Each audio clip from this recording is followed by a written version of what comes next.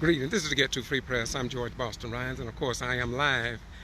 And I had some business over in Brooks County. I missed tonight's meeting, but I did get here and caught Mr. John Robinson coming from the meeting, and that's the meeting of the regular City Council meeting in Valdosta, Georgia. And once again, I'm the Getto Free Press, and I report what others ignore. I'm asking Mr. Robinson for fill in about tonight's meeting, as I would ask you all. And when you all see me at these meetings, you're more than happy to ask me for to interview you, and I will do the same for you. Mr. Robinson, what you want to holler at us tonight about? You can take your mask off. You want to be outside. No, I'm good. I'm John Robinson of 3227 Sangeline Circle in Lake Park, and I come down here to City Council tonight. And I let them know that I had spoken to Mr. Warnock and that I was ushered from in front of him, and I really didn't appreciate that. The other issue was that I made a request of them to get me all the records of all the money spent on the south side versus the north side, and that it was imperative that we get these funds. And I also raised the issues about us being in partnership with them as far as the People Tribunal and the city of Valdosta. I let them know that the People Tribunal wasn't asking for the $250 million that we requested for the People Tribunal, but for the city of Valdosta for development on the south side and the south side only. And I let them know that I live under conditions, and the conditions that I live under is that I got diagnosed with esophageal cancer, which is a terminal illness, and I was given 2 to 6 months to live, and I'm in remission now. But if the disease come back, I have 6 to 8 weeks at the most, because how aggressive that the illness is. And I let them know that the people that live under oppression have the same type uncertainties, and I have a problem with my digestive system, so it's the same as the people that live below poverty can't digest the issues that come from this board that this city is striving under. In this city, we have 40% of the people live below poverty. 43% earn less than $10,000 a year. I let them know that was pathetic to be in a city of this nature. I let them know that this is my home, and that things must change here, and they're going to change, or we're going into litigation. And it's just that simple. It's saying that people want to paint a luxurious picture of Valdosta, an elegant picture. Well, it is for some people that's living in the upper echelons of life. But like I mentioned to them, if either one of them that sit on that panel would go down to the soup kitchen and was in that line themselves, they would be embarrassed for their friends and their constituents to see them standing in that line. Therefore, they would develop a don't care spirit and throw the paper on the ground like everybody else do, because they live under oppression. And to be in an oppressed place where there is no dignity, there is no pride. A lady got to talk about how many times she was shot several times, and that's what poverty breeds. And these kind of neighborhoods and communities. Valdosta got to change, and it's going to change. And we're here to make certain that it changes. We're going to stand and raise the issues. We're going to keep raising sand. And I'm a minister. And we talk about Jehimla, hell, we're going to keep raising it. And we want people to understand that we're not going away, we're not going to turn around, and we're not going to paint this gloomy picture of Valdosta being such a luxurious place. We're going to speak truth, okay? When they built the Patterson Bridge here, it killed one half of the city. This city once had a black Chamber of Commerce, and it once had a thriving side of the city, but now we don't have anything.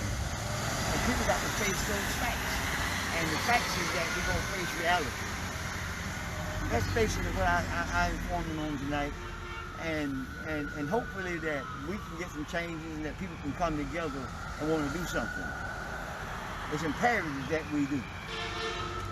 If not, we will see them in the United States federal courts. It's just that simple.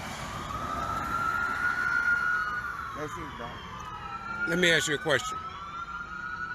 In 1974, I was told as recently as today by a community leader black, of course, that in '74 we had strong black leaders on city council who stood up in the community. We had pastors, bishops, missionaries, and even ushers, he was telling me. Reverend Ross from New Hope Baptist Church. All right. Today, I was talking to this black business owner here, and he said we had strong black leaders, unlike the leaders that's sitting in positions with titles today who cannot identify with the black community. And he said that when when KJ was found dead at the Lowndes County High School, he said this to me today, and I remember it very fresh. He said that, Rhymes, he said, I'm not talking about you. He said, I want to make that clear. He said, but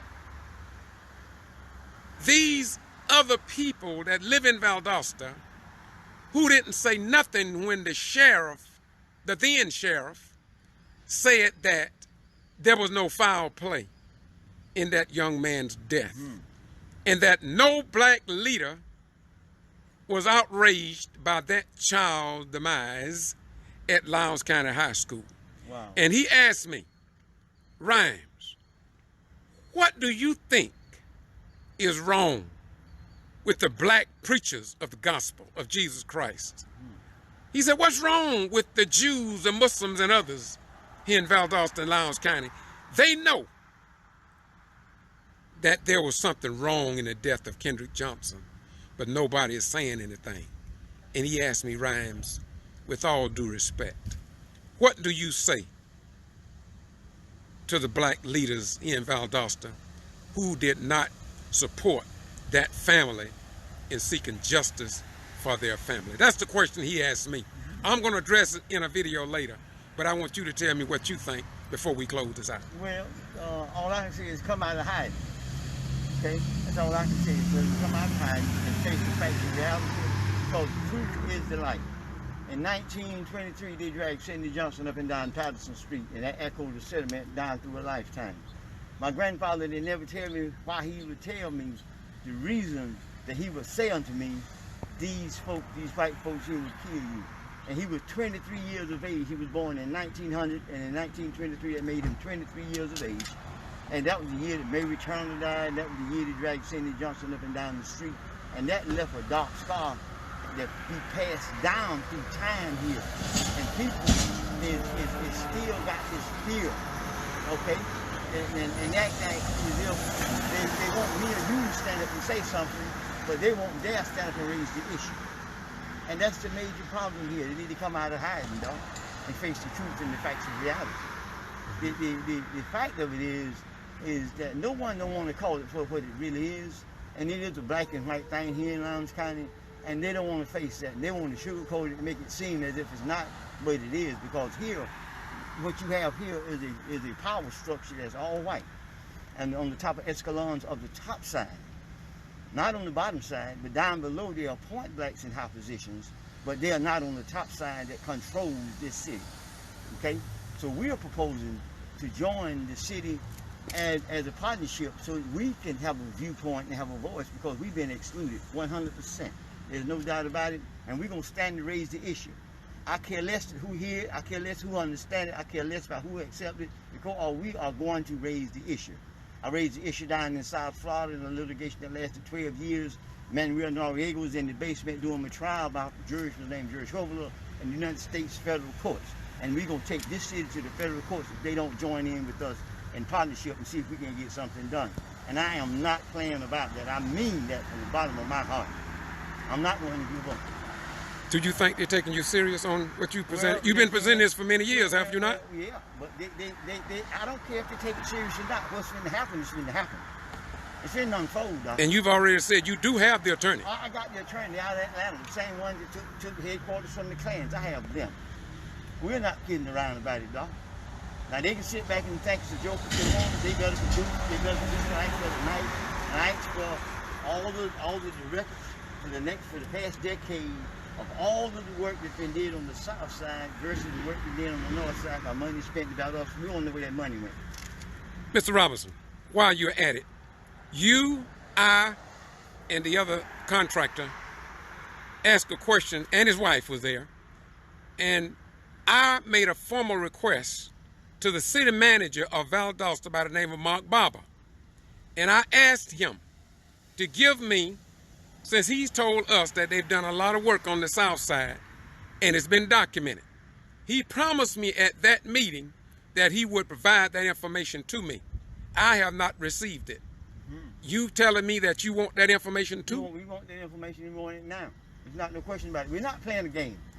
If you think it's a game, call the Calkins family and they will let you know we're not playing a game about this, dog.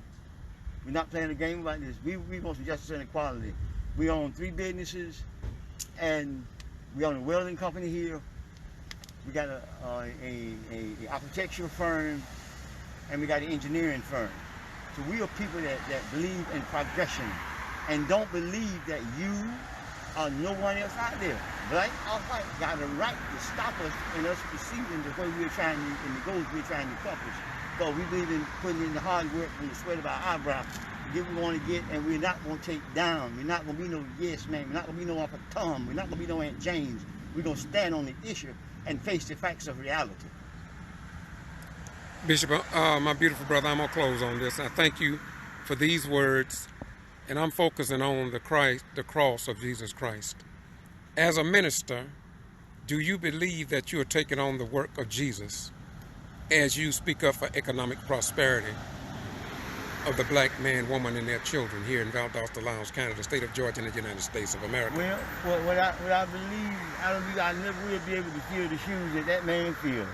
But I will say this right here, I'm going to stand for justice and equality by the law regardless of what. Thank you very much. Once again, I'm George Boston Ryan with the Getto Free Press. I can be found on YouTube at Boston G.B.R, GeorgeBostonRyan.com, Blogspot, Twitter, Instagram, and all across the web. And I do this because I love y'all just that much. You may not love me, but I love the hell out of y'all. Bye-bye. Gone.